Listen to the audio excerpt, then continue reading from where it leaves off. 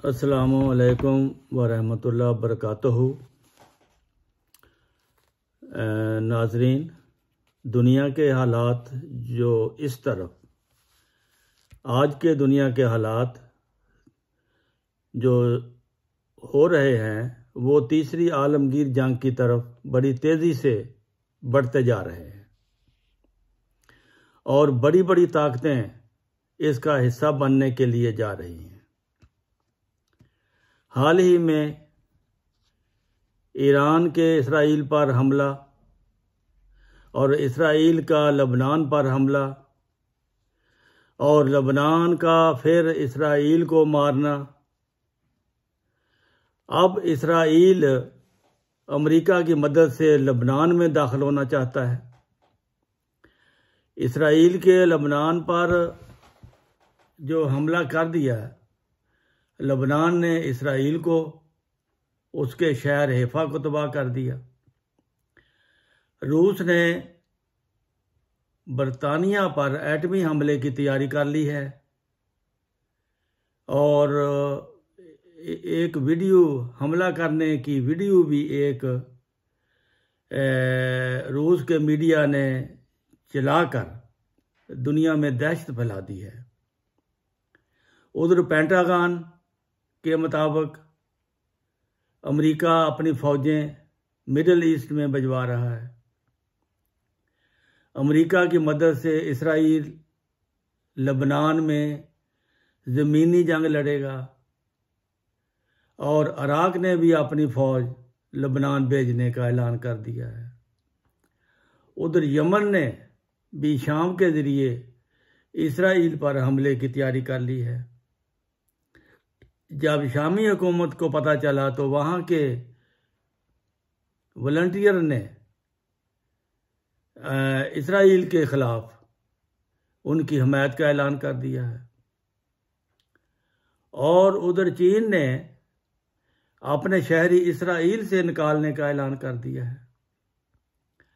ये सब चीज़ें बता रही हैं कि चीन को मालूम है कि इसराइल पर बहुत बड़ा हमला होने वाला है और बहुत बड़ा ख़तरा है, तो उसने अपने शहरियों को इसराइल से निकालने का ऐलान कर दिया। रूस के मिसाइल और ईरान ने जो यमन और लबनान वालों को दिए हैं वो रूसी साख्त के हैं। इसका मतलब है कि चीन और रूस जो है वो ईरान के पीछे हैं और रूस ने उधर एक फिल्म चला दी है जिसमें 700 टन का जौहरी हमला लंदन पर बताया गया है और इतना खौफ व हरास फैल चुका है कि दुनिया जो है वो बिल्कुल जंग की तैयारी के लिए होशियार हो गई है।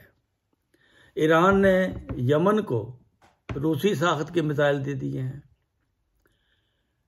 और उधर ईरान ने 12 इसराइली एजेंटों को पकड़ लिया है जो मकामी थे और उनके ईरान के ख़िलाफ़ काम करते थे और इसराइल के लिए काम करते थे। ये चीज़ें बता रही हैं ईरान जो है, ईरान के पीछे रूस और चीन है और उधर अमेरिका ने इसराइल को अपनी फ़ौजें मिडिल ईस्ट में भिजवा दी हैं ताकि उधर से लबनान और यमन के ख़िलाफ़ इसराइल की मदद की जा सके। ये तो बिल्कुल जंग अज़ीम का एक नक्शा तैयार हो गया है और दुनिया बहुत ख़तरनाक सूरत हाल में है। इसके अलावा अगर रूहानी तरफ जाए, हज़रत मसीह मऊद अलैहिस्सलाम जो इस ज़माने के इमाम महदी हैं, उनका एक अल्हाम है। अल्लाह ताला ने उनको बताया कि एक तो ये बताया कि मैं तेरी तबलीग को ज़मीन के किनारों तक पहुँचाऊँगा, वो तो पूरा हो गया, वो तो ज़मीन के किनारों तक पैगाम जो है वो पहुँच चुका है, इसमें कोई शक नहीं है। सिर्फ MTA को ही ले लें जो जमात को अल्लाह ताला ने अनायत फरमाया है, वो दुनिया के किनारों तक उसकी आवाज़ जाती है और दिन रात इस्लाम की तबलीग होती है।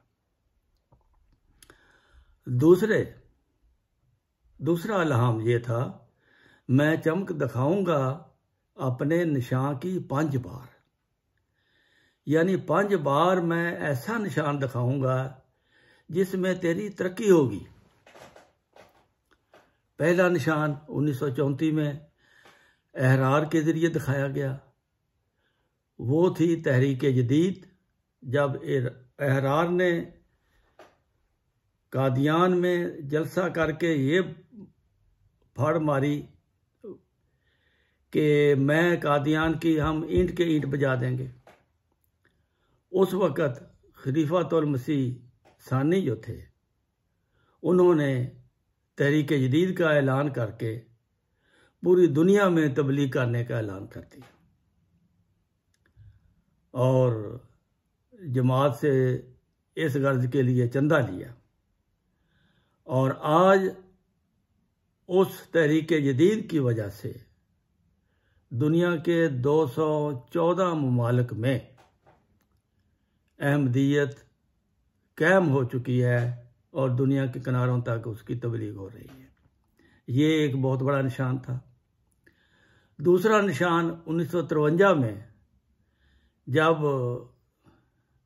इस्लामी जमात ने और इन सब मुसलमान जो इकट्ठे हो गए जमात के ख़िलाफ़ और हुकूमत भी दौलताना की वो साथ थी, उस वक़्त फिर अल्लाह ताला ने एक निशान दिखाया जो फ़ौजों के ज़रिए फिर मदद की और मिनी मार्शल लॉ लगा और मौलवियों ने अपनी दाढ़ियाँ मनवा कर देगों में बैठकर जनाज़ों की सूरत में वो लाहौर से निकले और जान बचाई।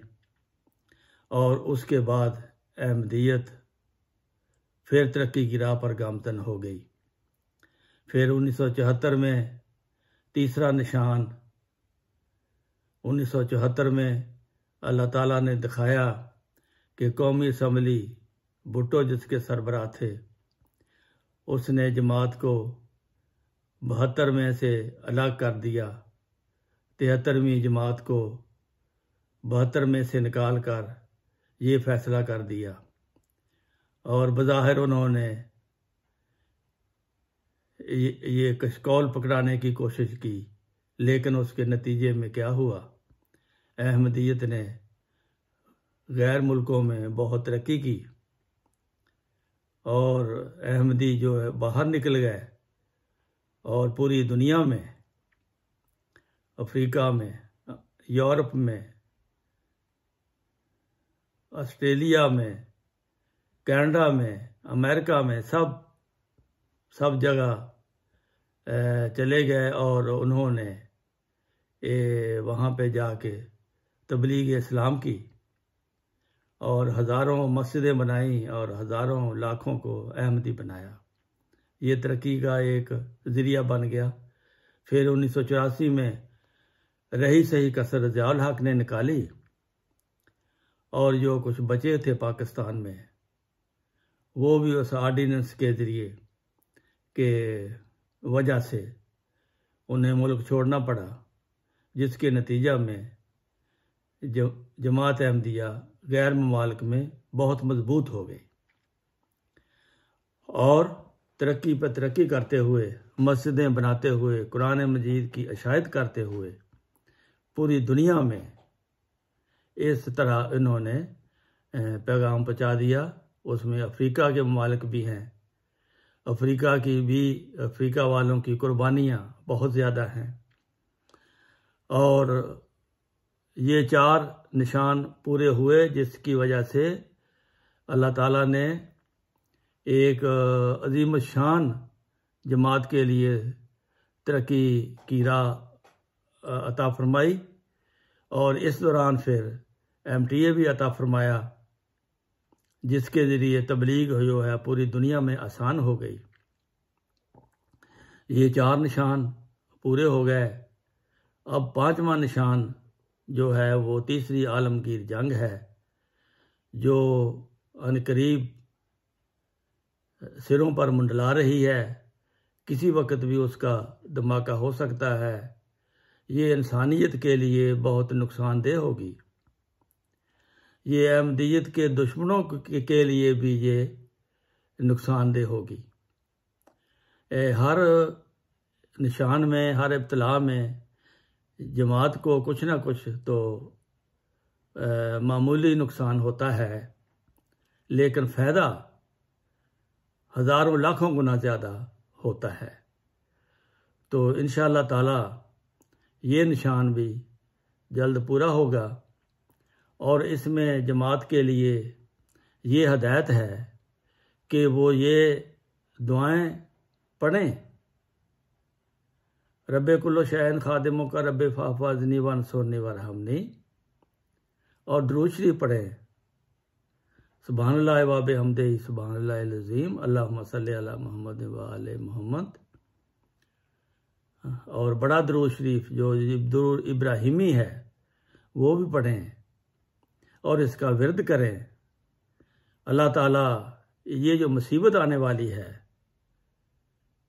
ये आखिरी निशान जो दिखाया जाने वाला है और दुनिया में एक बहुत बड़ी मुसीबत आने वाली है और एक खौफनाक जंग शुरू होने वाली है, तो इस दुआ की बरकत से जो पढ़ेगा अहमदियों को अल्लाह ताला महफूज रखेगा।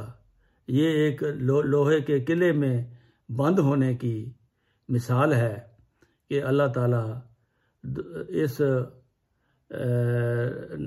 इस निशान के जो खौफनाक नताइज हैं उनसे अल्लाह ताला जमात को बचाएगा और पढ़ने वालों को, विरद करने वालों को इंशाअल्लाह अल्लाह ताला ज़रूर महफूज रखेगा।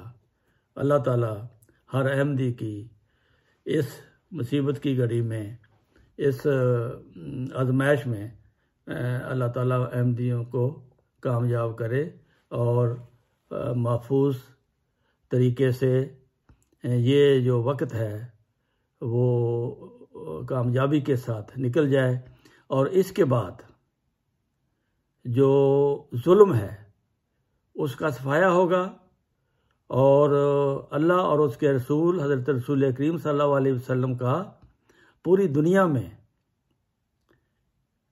दुनिया में बोलबाला होगा और फिर खुदा को तलाश करने वाले बहुत लोग सामने आ जाएंगे जो कहेंगे कि सच्चा खुदा किधर है जिसकी ये बातें पूरी हुई हैं। व आखिर दावाना अनिल हम्दुलिल्लाहि रब्बिल आलमीन।